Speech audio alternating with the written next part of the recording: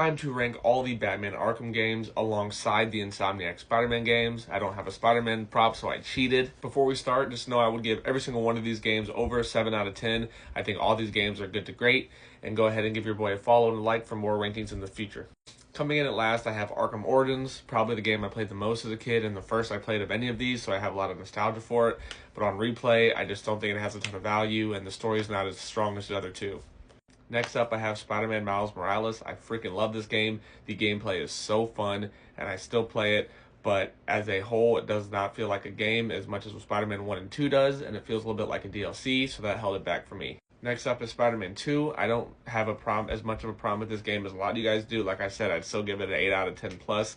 But comparing it to Spider-Man 1, it just feels a little bit sloppier. It doesn't really feel like it brought as much as you thought it would with the gap they took coming out in 2023, 5 years after the first one.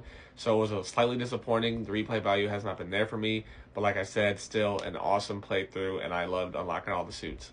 Coming up next for me is the most recent Batman game, Arkham Knight. This game, I love the enemy. I loved Red Hood. My main gripe with this is probably the same with all you guys. I think the Batmobile missions are just kind of repetitive and lazy, and I did not find them fun. And the open world was awesome, but it felt just a little bit more boring to run around than the two Batman games above it. Next up, I have Arkham City. This game could definitely be number one on a lot of people's list.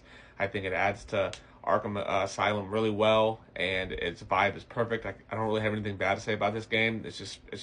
It makes my top 3, but it's not 1 or 2. Coming in at number 2, I have the first Spider-Man game, 2018 Insomniac's Spider-Man. I freaking love this game. It's perfect. 10 out of 10 game for me. I love fighting the Sinister Six. I love the story. I was so invested into it. I think all the suits are sick. The swinging was incredible. And it definitely reinvented how we see the Spider-Man character, even though I think a lot of the original Spider-Man games from the early 2000s were really good and had great swinging for their time too. Call me a traditionalist, but with number 1, I have Arkham Asylum. This might be one of the best superhero games of my lifetime. Its vibe and atmosphere is absolutely perfect, and it has that horror thing going on. And I think for 2009, this game was incredible. It still has awesome replay value. I still love it.